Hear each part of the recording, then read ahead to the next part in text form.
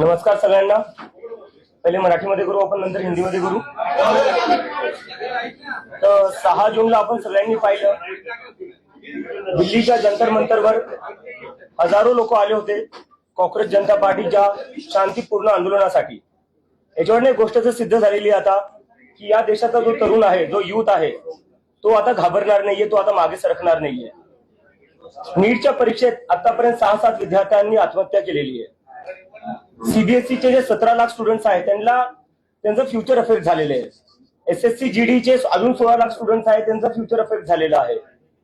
असं एकंदरीत पाहिलं तर आपण एसएससी जीडी, नीट, सीबीएसई आणि सीयूईटी हे स्टुडंट जर बघायला गेलं तर 1 करोड पेक्षा जास्त स्टुडंट्सचे फ्युचर अफेक्ट झालेलं आहे। तरीही याची जिम्मेदारी घ्यायला कोणी तयार नाहीये। त्यासाठी आम्ही 6 जूनला जंतर मंतरवर आंदोलन केलं होतं आणि आम्ही डिमांड केली आहे की धर्मेंद्र प्रधान यांनी तुरंत रेजिग्नेशन दिलं पाहिजे, कारण की जिम्मेदारी घ्यावं लागलं। देशातले 5-6 स्टुडंट जे उद्या जाऊन डॉक्टर बनले असते, ज्यांनी दुसऱ्यांचे प्राण वाचवले असते, आज त्यांनाच त्यांचा जीव द्यावा लागलाय। कशामुळे? सिस्टमच्या फेलियरमुळे। तर याची जिम्मेदारी कोणीतरी घेतली पाहिजे आणि त्यासाठी आम्ही सांगितलेलं की धर्मेंद्र प्रधान यांनी शनिवारपर्यंत राजीनामा दिला पाहिजे। राजीनामा जर नाही झाला तर आम्ही देशव्यापी आंदोलन सुरू करणार आहे आणि त्याची सुरुवात उद्या पुण्यापासून सुरू होणार आहे।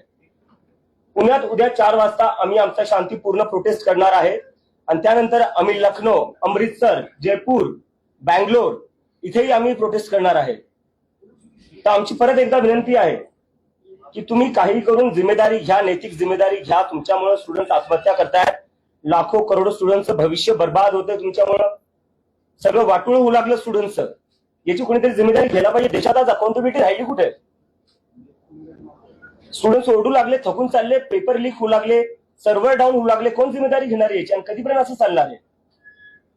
ते आमची परत एकदा मागणी आहे की धर्मेंद्र प्रधान यांनी त्वरित राजीनामा दिला पाहिजे आणि जर ते राजीनामा नाही देणार तर देशव्यापी आंदोलन होईल आणि त्यानंतर 20 तारखेला देशव्यापी सगळ्याच जागी मी स्वतः जाऊन प्रोटेस्ट करेल आणि तिथे जाऊन लोकांना आवाहन करेल की सगळ्यांनी दिल्लीला या। जर धर्मेंद्र प्रधान यांचा राजीनामा नाही झाला तर 20 तारखेला दिल्ली येथे सगळ्या देशातला तरुण येईल आणि धर्मेंद्र प्रधानचा राजीनामा घेतल्याशिवाय वापस जाणार नाही। धन्यवाद।